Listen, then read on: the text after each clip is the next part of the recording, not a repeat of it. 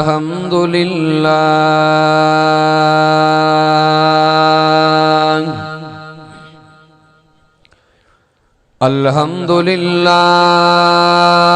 वकफ़ा वस्सलातु वस्सलाम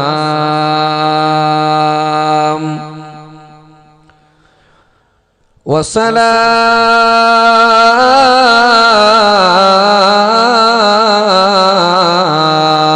वस्सलामु अला वस्सलातु वस्सलामु अला सय्यिदिल अंबिया वल मुरसलीन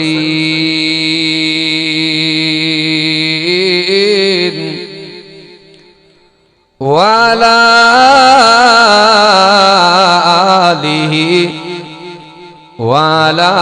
आलिहि व अस्हाबिहिल औलिया वनशहदु अल्ला इलाहा इल्लल्लाहु वहदहु ला शरीका लहु वला नज़ीर लहु वला अमीर लहु वला मुशीर लहु वला मिस्ल लहु वला मिसाल लहु वनशहदु अन्न सय्यदना वसनदना व हबीबना व तबीबना व अदीबना व गबीबना व तबीबना व अदीबना व खतीबना व नबीयना व हुजूरना व नबीयना व हुजूरना व मासूमना व महबूबना मुहम्मदा अम्मा बादु फ़अऊज़ु बिल्लाहि मिनश शैतानिर रजीम बिस्मिल्लाहिर रहमानिर रहीम लक़द मन्नल्लाहु अलल मुअमिनीन इज़ बअस फ़ीहिम रसूलन मिन अनफ़ुसिहिम यतलू अलैहिम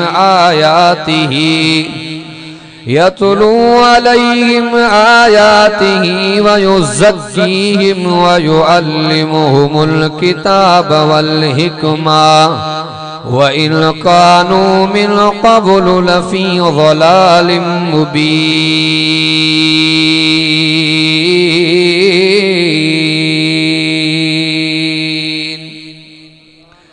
वक़ाल अन्नबिय्यु सल्लल्लाहु अलैहि वसल्लम ला युमिनु अहदुकुम हत्ता अकूना अहब्ब इलैहि मिन वालिदिही व वलदिही वन्नास अजमईन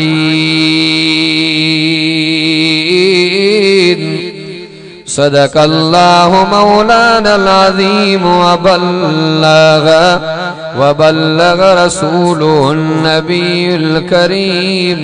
व नहनु अला ज़ालिका लमिनश शाहिदीन वश्शाकिरीन वल्हम्दुलिल्लाहि रब्बिल आलमीन इन्नल्लाह व मलाइकतहु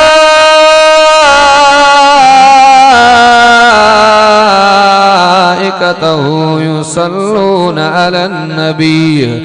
या अय्युहल्लज़ीना आमनू सल्लु अलैहि व सल्लिमू तस्लीमा अल्लाहुम्मा सल्लि अला सय्यिदना मुहम्मदिन नबिय्यिल उम्मी व आलिहि व बारिक व सल्लम अदद कुल्लि मालूमिन लक दाइमन अबदन अबदा किथे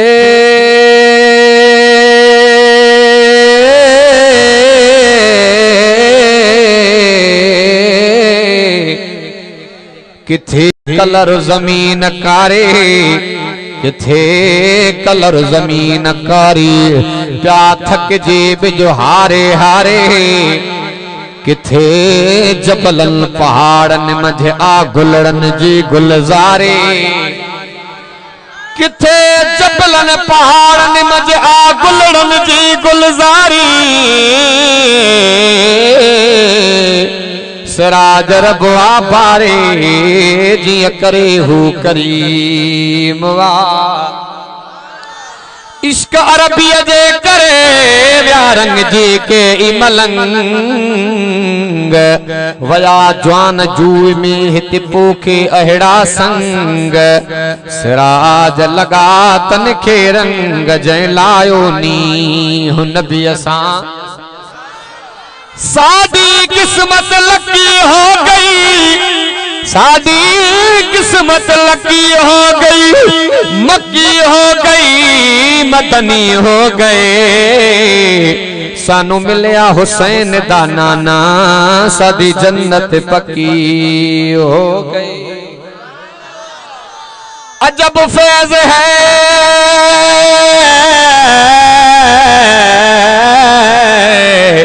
अजब फैज है मेरे नबी का इकबाल दुरूद उन पर पढ़ता हूँ और रहमत मुझ पर बरसती है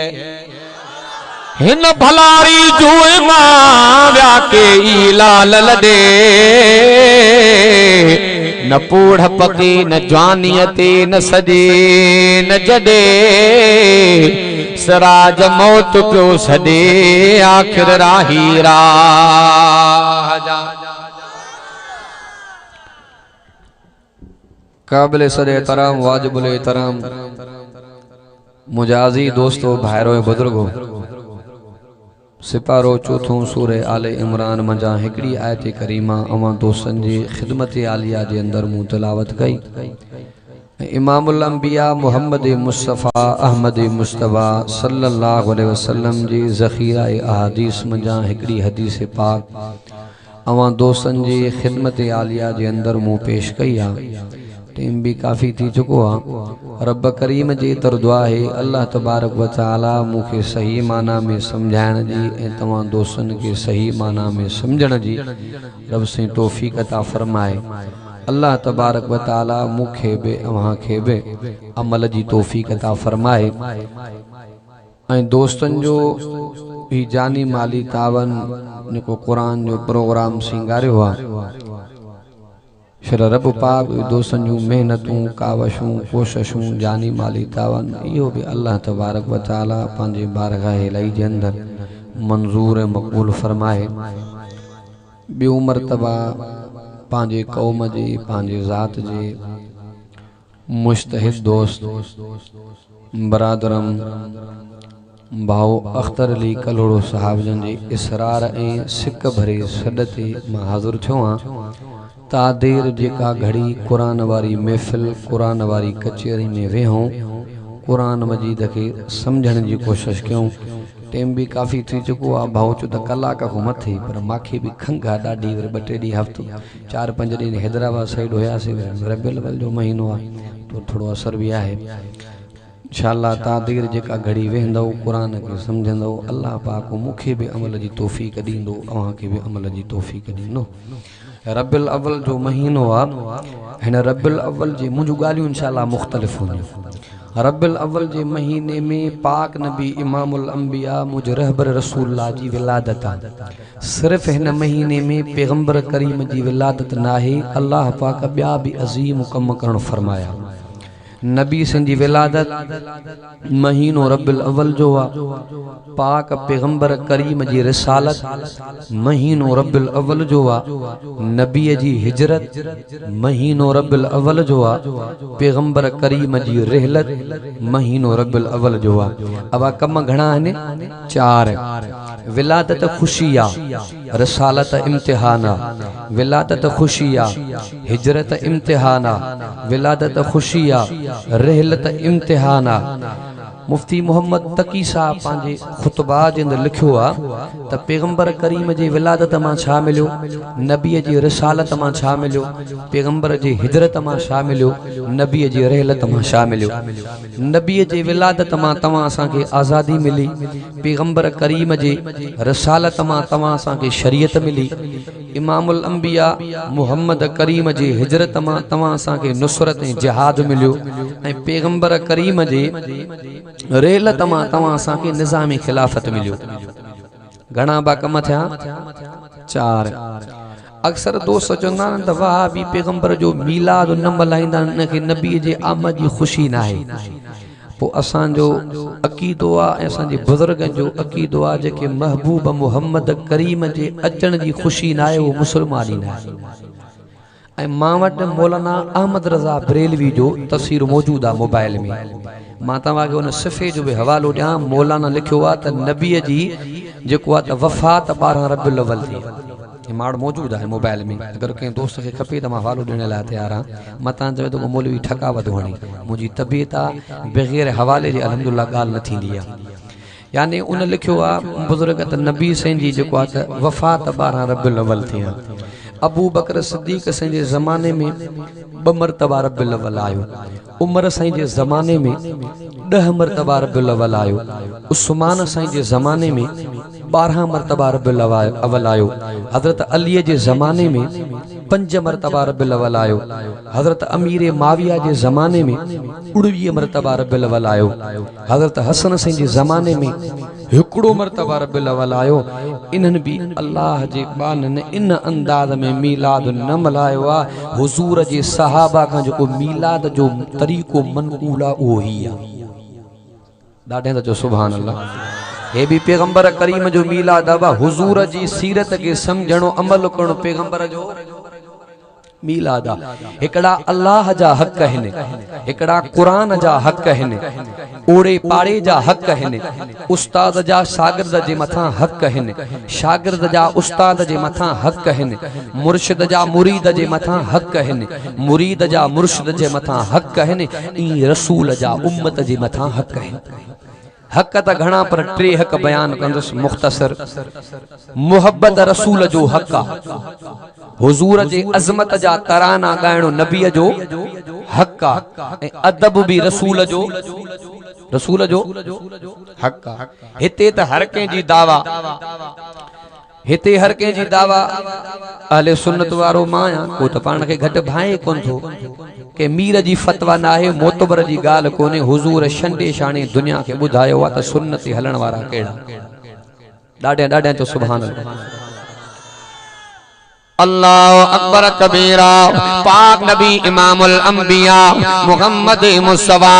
अहमद मुस्तफा सल्लल्लाहु अलैहि वसल्लम जी हदीस भी थी आ। चओ न सुभान अल्लाह। पाक नबी इमामुल अंबिया मुहम्मद मुस्तफा अहमद मुस्तफा सल्लल्लाहु अलैहि वसल्लम जो फरमान बीठो आ। मुझे मोहम्मद करीम फरमायो, हिकड़े पासे दा रत जो प्यालो भरल आ, बे पासे दा गाने जो आवाज कलंदो पियो आ। पाक नबी इमामुल अंबिया फरमायो, मां बादल में चोंदो रहंदो आ, को हस्ती जो नबी आ, को वस्ती जो नबी आ, को इलाके जो नबी आ, को कौम जो नबी आ, को खत्ते जो नबी आ, को डवीडन जो नबी आ, को ज़माने जो नबी आ, पर मुहम्मद मुस्तफा उहो नबी आ। चओ न सुभान अल्लाह। तव्हां असांखे उहो पैगंबर मिलियो आ, शिमाल जो नबी आ, जुनूब जो नबी आ, मशरिक़ जो नबी आ, मगरिब जो नबी आ, इमामन जो नबी आ, अदीलन जो नबी आ, शहीदन जो नबी आ, गाज़िन जो नबी आ, अरबिन जो नबी आ, अजमिन जो नबी आ, नूरिन जो नबी आ, नारिन जो नबी आ, मुहक्किकन जो नबी आ, मुदक्किकन जो नबी आ, मुफस्सिरन जो नबी आ, आलमन जो नबी आ, तालिबन जो नबी आ, सालगन जो नबी आ, हारिन जो नबी आ, नारिन जो नबी आ, मुहम्मद मुस्तफा तो नबीयन जो नबी आ। चओ न सुभान अल्लाह। जेकरे इबादत वारे मैदान में मोहम्मद जो मुकाबलो करने हाँ मुझे पैगंबर करीम जड़ो आबिद नाए जो जहद वारे मैदान में मुझे मोहम्मद की गोली ने पैगंबर करीम जड़ो कायनात में जायद नाए शहादत वारे मैदान में मुझे मोहम्मद की गोली ने पैगंबर करीम जड़ो शाहिद नाए जेकरे बिशारत वारे मैदान में मुझे मोहम्मद की गोली ने तब पैगंबर करीम जड़ो बसीर नाए जेकरे दो जान वारे मैदान में मोहम्मद की गोली ने पैगंबर करीम जड़ो नजीर नाए हिकमत वारे मैदान में मुझे मोहम्मद करीम जड़ो हाकिम नाए असमत वारे मैदान में मुझे मोहम्मद करीम जड़ो मासूम नाए। डाडा तो सुभान अल्लाह बुलंद आवाज से चो न सुभान अल्लाह। पाक नबी मुझे मोहम्मद मुस्तफा फरमायो तेरे पासे ना रक्त जो प्यालो भर अल्लाह बे पासे नो काने जो आवाज उकलंदो पियो इमामुल अंबिया फरमायो जकने सत्ती जो माहौल की वने हां मुझे रहबर रसूलुल्लाह फरमायो रक्त जो प्यालो पीणो पवे त रक्त जो प्यालो पीजो पर गाने जो आवाज न बुझजो जो घर घर में गानो मोबाइल में गानो टीवी में गानो नजर कजा एतरे कदर साजा नौजवान तो दोस्त गाना बुधन पिया पर साजो जवान जमान न्याणियों भी गाना बुधन पयो। पाक नबी मुझे मोहम्मद जो फैसलो जेकरे रत जो प्यालो पीणो पवई पूई जो प्यालो पीणो पवई तो वो प्यालो पी जाए पर गाने जेवे जो न वन जाए असाजो ईमान भी आ अकीदो भी आ अल्लाह जो कुरान भी सच्चो आ तो सरता जे पैगंबर मोहम्मद मुस्तफा जो फरमान भी सच्चो आ। नजर कजा बे नंबर ते इमामुल अंबिया मुझे मोहम्मद मुस्तफा फरमायो नबी मावा के बुधाई दो अल्लाह आज जे दिल जे अंदर पैगंबर करीम जी मोहब्बत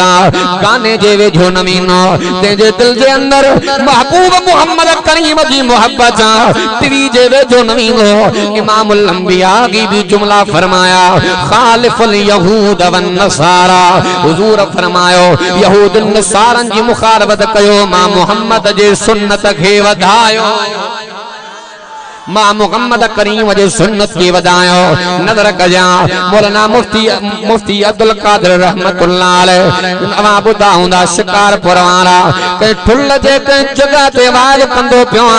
एकड़ो बुजुर्ग थी आयो मौलाना मोहम्मद करीम जी सुन्नत छड्या पर मानू मुल्ला पिया चवन। नजर कजा मुफ्ती साहब रहमतुल्लाह अलैह तुझे अकुल तो नुक्तन तो मां कुर्बान वन्या। नजर कजा उन महफिल में कचहरी में बंगुलाड़न जो वडेरो अयूब रहमतुल्लाह अलैह वेठो साईं फरमायो खान वे जोता। नजर कजा अल्लाह अकबर कबीरा साईं उनके चोंदो पियो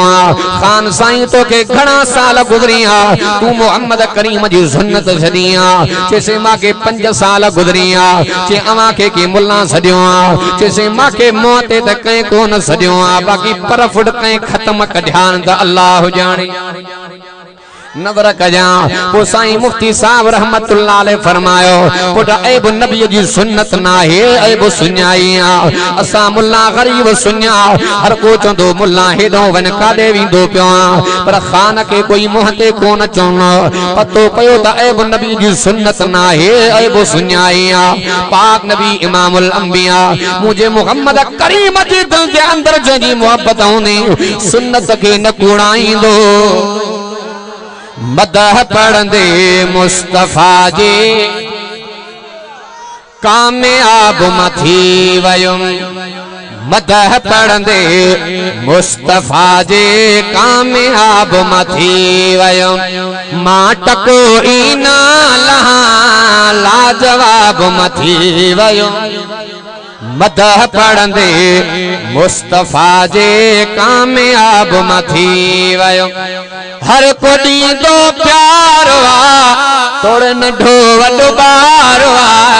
तोड़ न ढो वडो बार वा हर को दो प्यार वा तोड़ न ढो वडो बार वा तोड़ न ढो वडो बार वा गुण गाई ते हबीब जामा गुल गुलाब मथी वयो मदह पढ़ंदे मुस्तफा जे कामयाब मथी वयो। जर नमू वट मालवा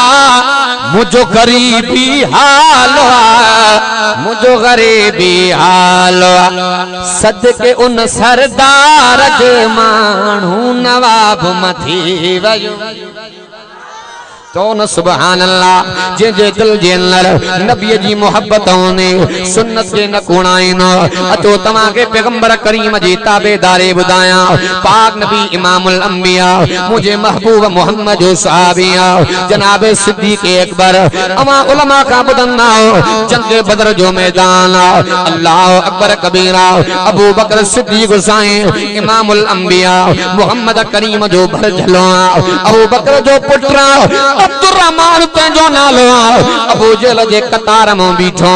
जंगे बदर में अल्लाह तबारक व तआला मुसलमान के फतह नसीब फरमाए जंगे बदर का बाद में हजरत अब्दुर्रहमान पाक नबी मुहम्मद मुस्तफा जो कलमो पढ़ियो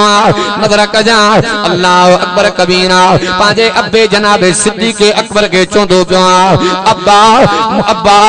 जहाद वाले मैदान में कई मर्तबा मुझे तलवार जे सामो आए पर अब्बो समझी हथ कढ़िया जनाब सिद्दीक अकबर को फरमाए ए मुझा बच्चा अब्दुर्रहमान जेकरे मां अबू बकर सिद्दीक जे तलवार जे सामो थिया जहाद वाले मैदान में बच्चों न समझाया नबी जो दुश्मन समझी चीरे जमीन दे सटियाया या पैगंबर करीम जी इत्तबा ताबेदारियां अल्लाह अकबर कबीरा मोहब्बत टे किस्म थीनी आ वड्डे जी मोहब्बत नंढे सा थीनी आ नंढे जी मोहब्बत वड्डे सा थीनी आ दोस्तन सा मोहब्बत थीनी आ अजीजन सा मोहब्बत थीनी आ वडी थींदी बिटिन सबबन जे करे आ या जमाल जे करे थीनी आ या कमाल जे करे थीनी आ या सखावत जे करे थींदी आ नजर कजा हिकड़ो मर्तबा हजरत अम्मा आयशा तय्यबा तागरा आलिमा आबिदा जागिदा साबिरा शाकिरा कि अल्लाह वारे अम्मा आयशा जे शान के भी शेर में न अंदाज में सारायो ज़हरा रसूल दी बेटी ज़हरा रसूल दी बेटी आयशा सिद्दीक दी बेटी इस जरा एक घर दा है इस गल तो मोमिन ठहरदाए इस जरा एक घर दा है इस गल तो मशरक सड़दाए अम्मा आशा सिद्दीका आसमान ने निहारे करे अम्मा आशा जुमला फरमाया ए आसमान तो के भी सिज मिलियो आयशा के भी सिज मिलियो पर तोरो सिज आयशा के सिज जो मुकाबलो न कंदो अम्मा आशा चोंदी पया आसमान जो को तो के सिज मिलियो 12 कलाक दुनिया जे जहान के मुनव्वर कनो पर जो को आयशा के सिज मिलियो 24 कलाक दुनिया जे जहान मुनव्वर कयो डाडिया तो सुभान अल्लाह पतो पयो जमाल भी मुझे मोहम्मद में आ कमाल भी मुझे मोहम्मद में आ सखावत भी मुझे मोहम्मद में आ अम्मा आयशा दी फरमाए इतनी तूफान में तेजी न हुई जितनी अल्लाह तबारक व तआला महबूब मोहम्मद करीम ने सखावत में तेजी रखी आ एकड़ो मर्तबा हातिम ताई जो पोटरो इमाम हुसैन दे आयो हुसैन तुझे नाने मोहम्मद गा मुझो डाडो हातिम ताई सखावत में मथिया इमाम हुसैन तो फरमाए दावा न कर दलील दे हातिम ताई जो पोटरो चोंदो पियो जेको मुझे डाडे हातिम ताई जो बंगलो ते जे 10 दरवाजा अगर हिकड़ो फकीर एक दरवाजे का वधे पर बेदरीनो सागो फकीर खाली न विंदो टे दरींदो खाली न विंदो सागा फकीर प्या खैर वठना पर वापस को न विनान इमाम हुसैन तो फरमाए डर न कर मुझे नाने मोहम्मद मथिया इमाम हुसैन साईं चोंदो पियो मुझो नानो मोहम्मद मथे अल्लाह अकबर कबीरा हसन हुसैन भी उन मुझे मोहम्मद करीम जा राणा थे चौन सुभान अल्लाह एकड़ो मर्तबा इमामुल अंबिया हजरत अम्मा फातिमा दे घर आया अम्मा फातिमा मुरकंदी पया पाक नबी मुझे मोहम्मद तो फरमाए पुत्र फातिमा खिलंदी पया अब्बा कुर्बान वन्या सामो त निहार नबी पाक मुझे मोहम्मद करीम सामो जो नजर कया इमाम इमाम हसन जा हुसैन साईं जे चेल में हथा हुसैन साईं जा इमाम हसन साईं जे चेल में अछोया अम्मा फातिमा मुरकंदी पया मथा मुझो मोहम्मद भी मुरकी पया नजर कजा पाक नबी मुझे मोहम्मद मुस्तफा फरमायो पुट हसना हुसैन के हथ हेठ लाए वजजा मता तो गए हुसन हुसैन मारे न वने अम्मा फातिमा मुरकी करे अर्ज कंदी पया अब्बा कुर्बान वन्या हसन भी तो मोहम्मद जो बच्चो हुसैन भी तो मोहम्मद जो बच्चो पर तमाजे गाल मा या मालूम थींदो पयो हसन खटे हुसैन हाराए पाक नबी मुझे मोहम्मद तो फरमाए पुत्र फातिमा हसन भी मां मोहम्मद जो बच्चो हुसैन भी मां मोहम्मद जो बच्चो पुत्र वडो हुसैन आया हसन अम्मा फातिमा अर्ज कंदी पया अब्बा कुर्बान वन्या हुसैन उम्र में नढो हसन उम्र में वडो पाक नबी मुझे मोहम्मद तो फरमाए पुत्र फातिमा जगरे नढो पा वने के मारे वने या तो की नथी पोंदी बेइज्जती थी पोंदी पाक नबी मुझे मोहम्मद तो फरमाए पुत्र फातिमा जो को तू न पइसे मां मोहम्मद मुस्तफा दिसंदो पयो जिब्रील भी बीठो जिब्रील हुसैन जे हक में खड़ो आ तो जो बाबो मोहम्मद हसन जे हक में बीठो नारा मारे अलीदा हुबदार अलीदा नारा मारे अलीदा हुबदार अलीदा नारा मारे अलीदा हुबदार अलीदा अली हक दी निशानी है आका दी बयानी अली हक दी निशानी है आका दी बयानी तू कर नहीं सकता इनकार अली दा नारा मारे अलीदा हुबदार अलीदा चौन सुभान अल्लाह अल्लाह अकबर कबीरा पाक नबी मुझे मोहम्मद मुस्तफा के इमाम हसन हुसैन इतना प्यारा मां गाल छेड़िया इमाम हुसैन तो फरमाए ए हातिम ताए जा पोटरा जो को तुझे डाडे हातिम ताई जो बंगलो ते गेटा दरवाजा मुझे नाने मोहम्मद जो बंगलो तो ना है घर तो सादो घर तो झूपड़ी वारो दरवाजो भी हिकड़ो जो हिकड़ो मर्तबा मुझे नाने मोहम्मद मुस्तफा जे दरवाजे दे फकीर इंदो बेजे दरवाजे ते वञण जी जरूरत ही न पवंदी बिनी जहानन में अडजी वेंदो पतो पयो त जमाल भी मुझे मोहम्मद में कमाल भी मुझे मोहम्मद में त नवाल भी मुझे मोहम्मद में चौन सुभान अल्लाह अल्लाह अकबर कबीरा एकड़ा दोस्त चौनान जे वहाब बिन महबूब मोहम्मद करीम जो अदब नाए मां बादन में चोनो जिकरे तमा के अदब सिखणो मोहम्मद के सहाबा का सिखियो जो जिकरे तमा के अदब सिखणो तो उलमा देवबंद को सिखियो जो पाक नबी मुझे मोहम्मद जो सहाबिया हजरत अबू हुरैरा रदियल्लाहु तआला अन्हु मक्के दे के घटी मो इंदो पियो इमामुल अंबिया मोहम्मद मुस्तफा अहमद सल्लल्लाहु अलैहि वसल्लम ते नजर पया घर वनी मोटी आयो पाक नबी मुझे मोहम्मद फरमायो ए अबू हुरैरा तू डिठो तमा मोहम्मद के पेरा है आका कुर्बान वन्या जरे पेरा पेरा तो मोहम्मद जो दीदार कयो वुजू न हो दिल चयो ई हथ मोहम्मद सा किया मिलाया यो अदबा एकड़ो पियो मां के दोस्त चई मां पास ते मुझे से तमा वहाबी चंदा त मस्जिद में या मोहम्मद जी तख्ती नहणो अब मुझो मुर्शिदा सही अब्दुल समद मां चमा ए अब्दुल समद हेडिया यो अदब या बेअदबी गालायो बा बेअदबी या मोहम्मद ए मोहम्मद अल्लाह पांजे मोहम्मद के कुरान में ए सा न पुकारियो आ मिठन लकबन सा मोहम्मद के रब कुरान में सदियो सही वडा बेर वारा रहमतुल्लाह अलैहि मिसाल लींदा त जेके चवंदा त उलमा देवबंद नबी जा गुस्ताख आहिन पो साईं मिसाल लींदा त एकड़ो पिनण वारो फकीर हो पो भोलो भी गड हुंदोस बकरो भी गड जरे पिन्नी के चौक ते वेहे त चाहे पिया पो जेका पिन्नी जेका गोदड़ी अटे जी थे न बा उहा रखे त मां चाहे पी जा मोटी जो अचे त न भागो भोलो शा करे हड़ अटो खाई आखरी लप बकरे जे मुंह ते मारे फकीर के शक जो मां पिनी हदा चिबा थी निभागो खाई बकरो तो वने हाणी लठना बकरे जा पासा सेकी वने कुछ दी गुजरिया त बकरो वने पो गरंदो भोलो वने पो सुजंदो फकीर के ख्याल वेठो क निभागो अटो भी बकरो तो खाए गरंदो भी हो तो वने आखिर लिकी टीम वते दिसे त अटे के बरोडे भोलो तो पर आखिरी लप बकरे जे मुंह ते तो मले पो साईं फरमाइंदा हा जेके चवन था त उलमा देवबंद वट गुस्ताखी जी बूए धप्पा असल में गुस्ताख पैगंबर जा इए थव आखिरी जका या लप बचे थी न गुस्ताखी वारी या उलमा देवबंद जे चेहरे ते मलन था उलमा देवमत हुजूर जे अदब जा पेकर अल्लाह अकबर कबीरा मुल्ला मोहम्मद कासिम नानोतवी रहमतुल्लाह अलैह चौन सुबहान अल्लाह पाक नबी मुझे मोहम्मद करीम ने मक्के मदीने जी धरतियां जेतरा डी मक्के मदीने में रहा जुत्ती न पातियां चप्पल न पातियां मुरीद चवन लगा सही तमा जे पेरन में जुत्ती ना है मौला मोहम्मद कासिम नानोतवी रहमतुल्लाह अलैह फरमायो पुट मक्के मदीने जी उआ धरतियां जिते मुझे मोहम्मद जा कदम लगा कियमा चोपल पाया कियमा जुत्ती पाया अल्लाह अकबर कबीरा असा जो ईमान अकीदो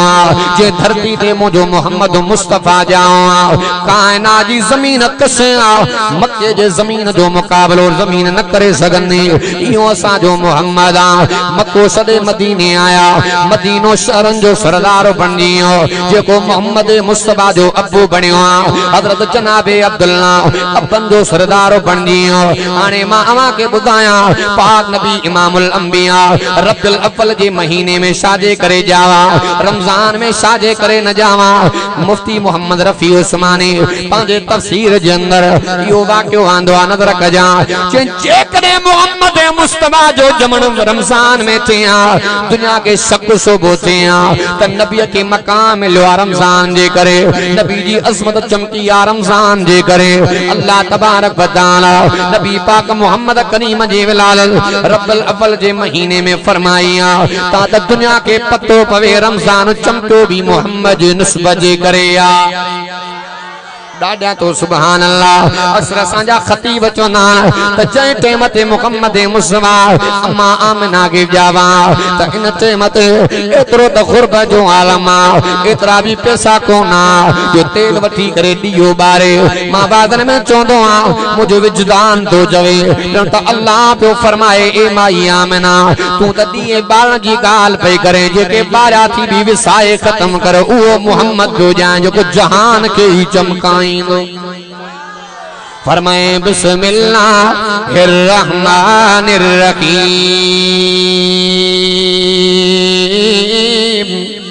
लक़द मन्नल्लाहु अलल मुमिनीना इज़ बास फीहिम रसूला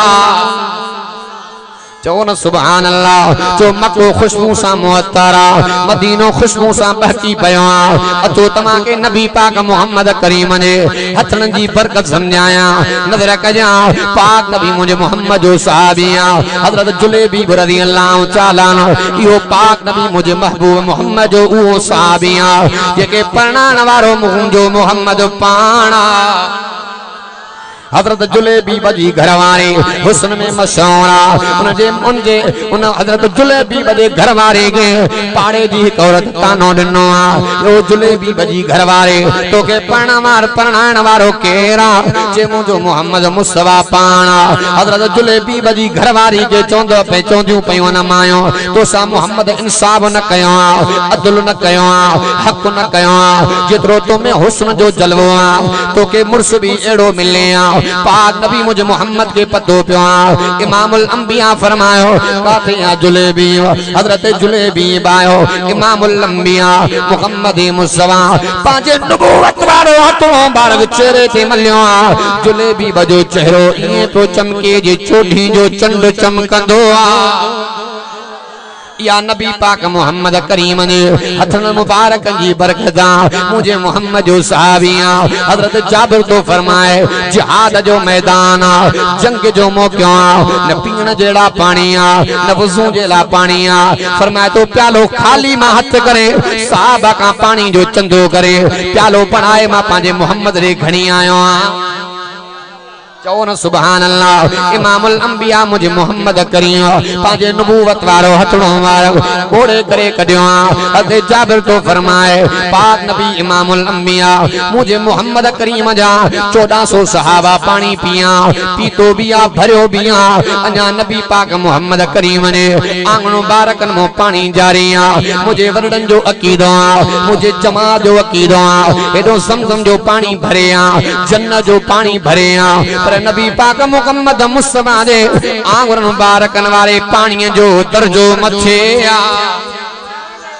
अचो तव्हां के नबी पाक मोहम्मद करीम ने जो वारन मुबारक जी बरकत समझाया मदीने जी माइया हिकमत में मशहूर थी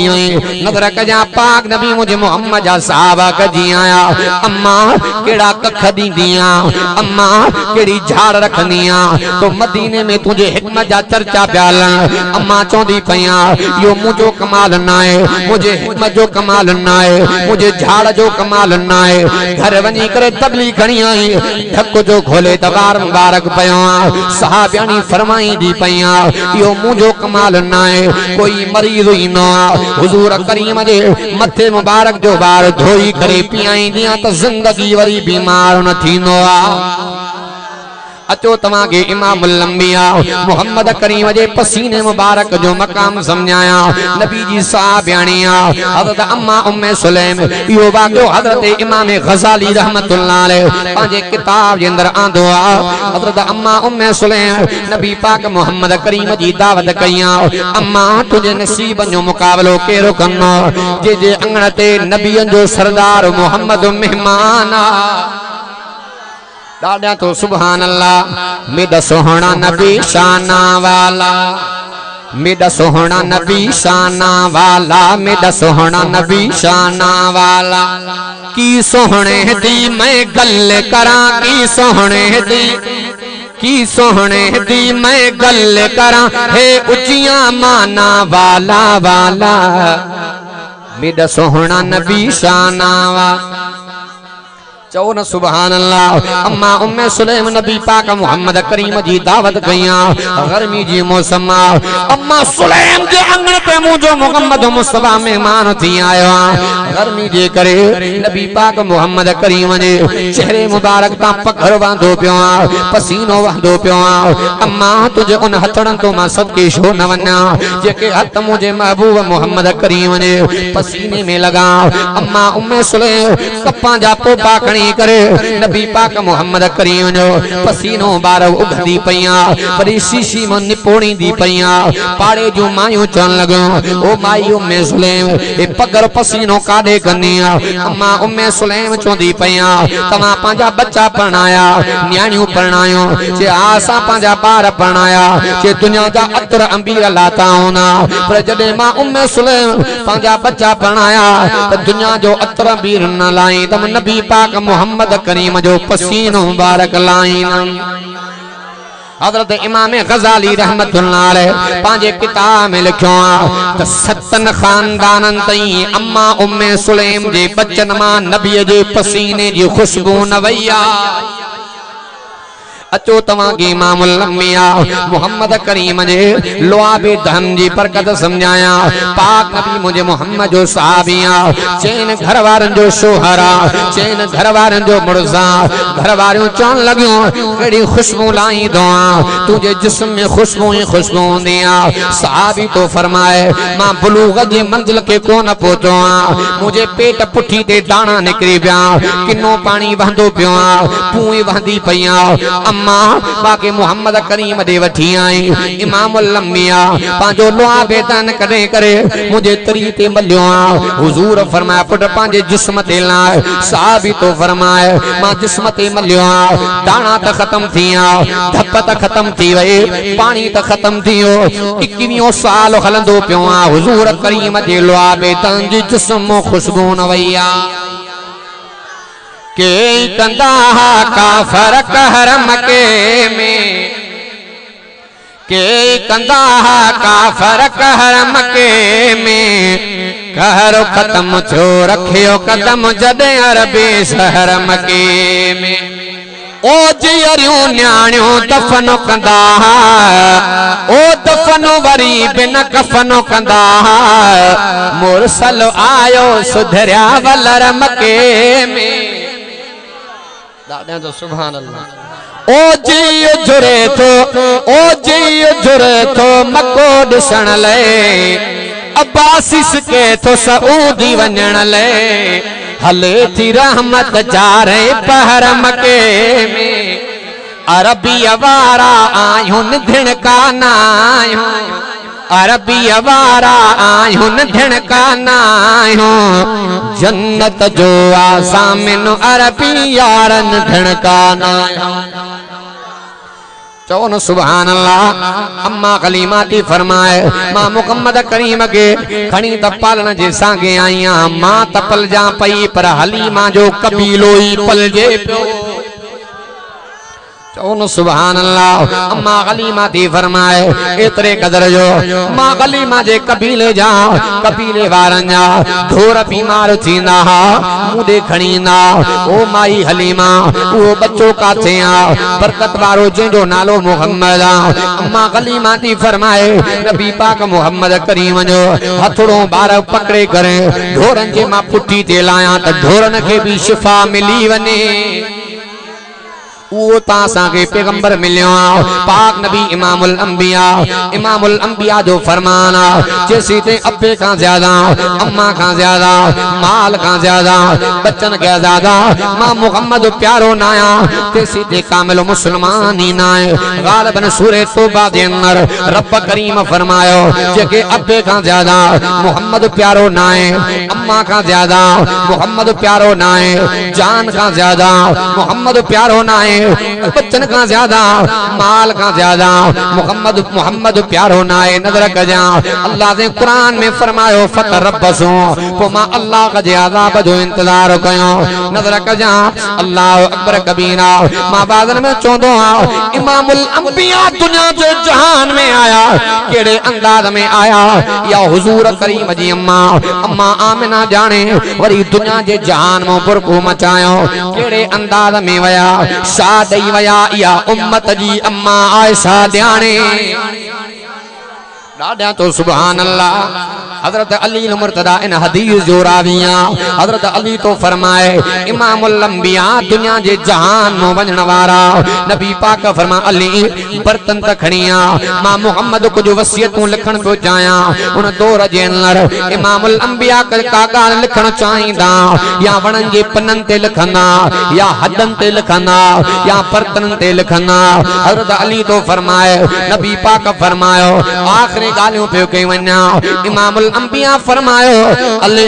बर्तन तखणिया मां मुहम्मद मुस्तफा कुछ वसियतूं लिखण को जाया हजरत अली तो फरमाए शेर खुदा तो फरमाए मां के दिल में खुद को पैदा थी पयो काते मां हलियो न वन्या हुजूर रब के प्यारो न थी वने हजरत अली अर्ज कंदो पियो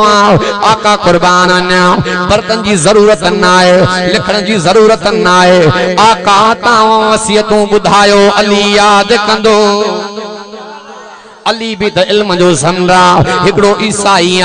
हजरत अली दे मुनाजरे जे लायो अली मां सवाल खणी आयो हजरत अली तो फरमा कर सवाल अली जने जन्नत में वीना जेको न जे अल्लाह मेहमानी में खाधो दीनो रब पचराए रखियो आ या अल्लाह तैयार कराईंदो हजरत अली तो फरमाए अल्लाह तबारक व तआला जन्नत जे ला खाधो तैयार करे रखियो समारे रखियो सिंगारे रखियो ईसाई चोंदो पियो अले यो खाधो त धप हणी विनो पारू थो थी विनो हजरत अली तो फरमाए जेका तू पाग बारे मानी पचाई दो या बाहि भी अल्लाह अजल को बनाईया न थदी थिया न घट थिया अल्लाह त सागो अन्या सवाल कंदो पियो हजरत अली के चोंदो पियो अली जन्नत में पानी भी मिलनो हा पानी भी मिलनो मानी भी मिलनी चे मानी भी मिलनी भला जन्नत में पानी त मिलनो पेशाब लगदो या ना मानी त मिलनी पाखानो लगदो या ना हजरत अली तो फरमाए जन्नत अल्लाह जी पाक जाया चौन सुभान अल्लाह। हज़रत अली के चोंदो पियो अली यो मुमकिन ही ना है पानी पिए पेशाब न लगे मानी खाए पाखानो न लगे। हज़रत अली मुर्तज़ा शेर खुदा रज़ी अल्लाह तआला अन्हु तुझे इल्म तो कुर्बान अली तुझे हिल्म तो कुर्बान तुझे सीरत तो कुर्बान तुझे सूरत तो कुर्बान। हज़रत अली तो फरमाए अल्लाह तबारक व तआला तुझे मां जे पेड़ जे अंदर तोके घणा महीना अल्लाह हता त्यो आ पालियो। चौन सुभान अल्लाह। हज़रत अली के चोंदो पियो हज़रत अली फरमाए तो के भी जान। हज़रत अली जरे यो सवाल पियो चे तो के अल्लाह तबारक व तआला मां जे पेड़ जे अंदर पानी दिनो आया ना अली ते मते मिलियो खाधो मिलियो या ना अली ते मते मिलियो। दुनिया में खाइण पीअण में ताखीर थींदी पर पेट में ते मते मिलियो। हज़रत अली तो फरमाए ओ मां जे पेट में केड़ी रब अल्लाह बाथरूम रखी उते भी रब जो निजाम सागो हित भी अल्लाह जो निजाम सागो। पर हज़रत अली के वरी सवाल कंदो पियो अली पखी जडे मथे उड़री विनो नजर जमीन में हुंदी मामलो केड़ो मसलो केड़ो वाह अली तुझे जवाब तो मां कुर्बान वन्या। हज़रत अली तो फरमाए पखी केतरो भी मथे छोटी बुलंदी ते उड़री विनो नजर जमीन में हुंदी पखी दुनिया के मैसेज दींदो केतरो भी बुलंदी ते जो न वञो तो आयो त वञणो ज़मीन में आ। अन्ना सवाल कंदो पियो अली जेका तवा जे मोहम्मद नबी के नमाज मिली रुकू भी हिकड़ो रुकू भी हिकड़ो क़याम भी हिकड़ो अतयात बचो सजदा बचो वाह अली तुझे जवाब तो मां कुर्बान वन्या। हज़रत अली तो फरमाए जडे पहिरियों सजदो करे रब जी तारीफ कंदा रब सबक दींदो थया भी ज़मीन में यो सजदो सबक दींदो वञणो भी ज़मीन में हिक अतयात का बे अतयात जो विच में टेम बचनो हा दुनिया जे जहान में तैयारी जो टाइम एतरो यो हज़रत अली अन्या हो सवाल कंदो पियो अली कुर्बान वन्या हेडो हराम पखिन जो वलरा हेडो हलाल पखिन जो वलरा खादे जी शय भी पया हेडो वारा पखी हेडे हेडो वारा हेडे जेकरे पान में मिली वजन अली इया खबर किया पवे हराम पखिन जो वलर केड़ो हलाल पखिन जो वलर केड़ो। हज़रत अली तो फरमाए जेको हराम पखी होंदो पांजे सुंबन में फसाए चुंब सा पटीनो जेको हलाल पखी होंदो दारे के चुंब सा पटीनो यो हज़रत अली अन्ना सवाल कंदो पियो अली तवा जे मोहम्मद नबी जी कब्र मुबारक काथे मुझे हज़रत अली फरमायो मदीने पाक में ही अखियूं शलह भी बन जे आडो जन। असां जल संजा थकलो पर पोया दोस्त माखो वधीक थकल ही अखियों सलह बे बन जे आडो जन दम खत्म थी वने सिर्फ दीदार में दिल रुबा जे सदन दिल रुबा जे सदन दर जो दरबान थी दीद वे ही रहा बस विझी यार में ही अखियों सलह भी बन जे आडो जन दम खत्म थी वने सिर्फ दीदार साई जन जैसा घर जो सदा ए रुगो प्यो जा साई जन जैसा घर में सुतो लोग दे लतू लोग दे लतू भल लताड़े पयो लोग दे लतू भल लताड़े पयो मस्त हूँ दियूं निगाहूं पयो प्यार में हे अखियों सलह भी बन जे आडो जन दम खत्म थी वने सिर्फ दीदार में आखिरी सवाल हजरत अली के चोंदो पिया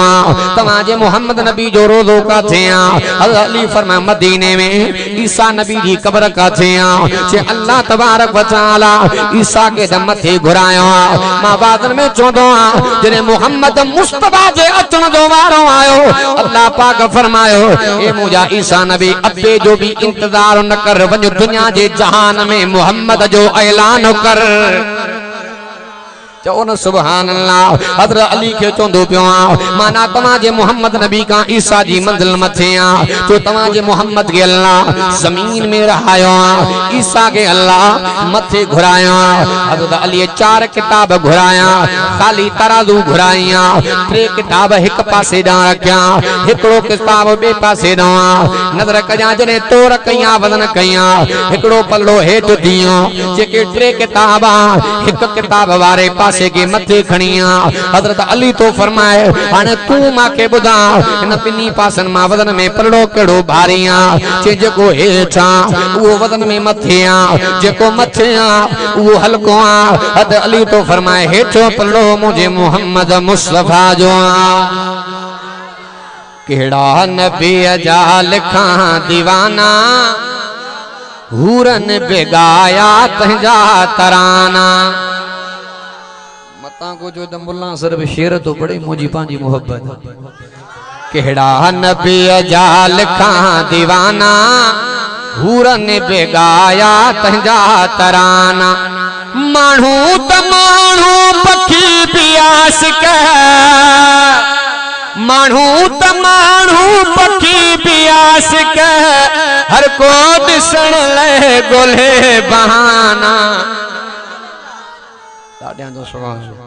यो हजरत अली हजरत अली तो फरमाए इमामुल अंबिया मोहम्मद मुस्तफा वींदे वींदे नमाज जी पारत वींदे वींदे ज़कात जी पारत कया वींदे वींदे बानन जी पारत कया अज को त इंशाअल्लाह इनन वसियतन दे अमल थींदो मीह जे मरल में मां गड़िया सीन में वाइज ते वेस मीह भी हले पियो पो मां ना कई मन हेडो मीह तोले शामत जैसे अचो त कुछ रहमत थे दुआ घुरो मां तकरीर कई एकड़ो हमरा थियो चे मौलवी साहब तवा भी दुआ घुरो असा त कुरान देखायो खुदा मनी कोन हालांकि ये कुफरिया लफ्ज है कुफरिया जुमला है तो अजीज दोस्तों मां दोस्तन के बुधाईंदो रहंदो हां ए जेके आफतूं शामतूं आयूं असां जे पांजे अमलन जो नतीजो आ अल्लाह जो नबी मूसा हो मैदान में पानी जी तलब के एक गुनाहगार जे करे अल्लाह नबी जा हथ कबूल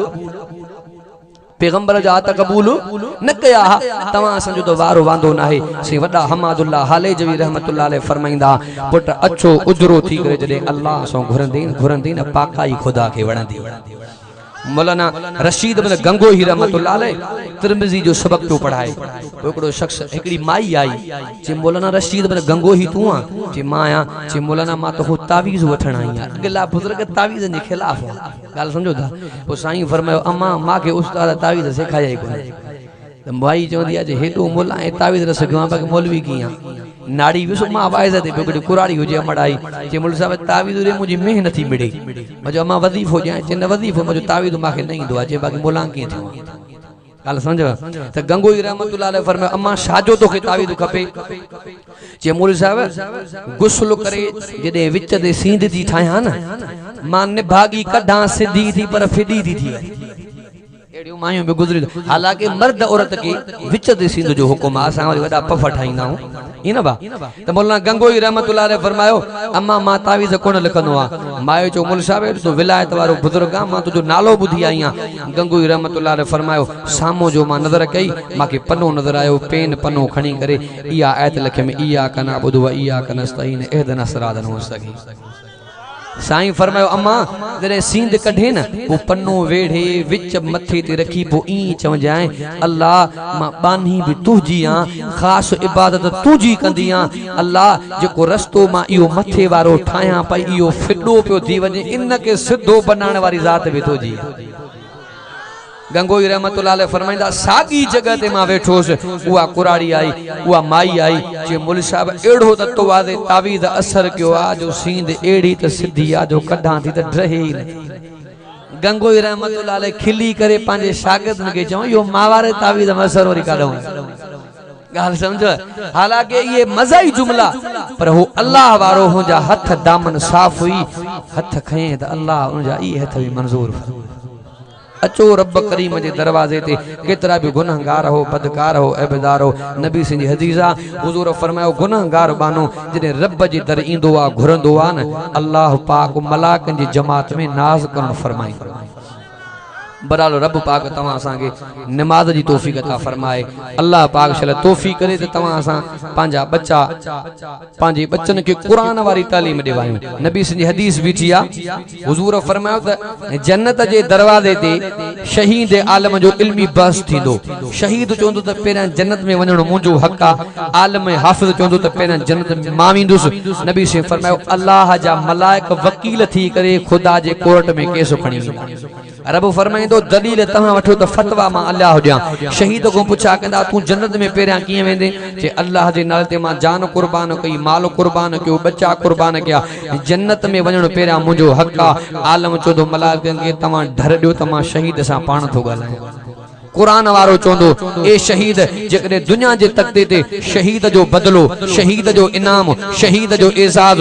मां बयान न कया दुनिया जे जहान में अल्लाह जो कुरान मां खोले खोले न बुधाया त तू शहीद किए थे। यो कुरान वारे जो मकाम मंजिल अल्लाह तबारक व तआला चल तवा असांजी हाज़िरी के पांजे बारगाह इलाही जे अंदर मंजूर मकबूल फरमाए। मेन मकसद आहे अमल थोड़ो बुधूं या घणो अल्लाह तबारक व तआला असां समूरन के अमल जी तौफीक अता फरमाए। जंहिं बि साईं सां तावन कयो या मुंहिंजे इदारे जे लाइ जंहिं बि दोस्तनि मूंसां तावन कयो आहे अल्लाह तबारक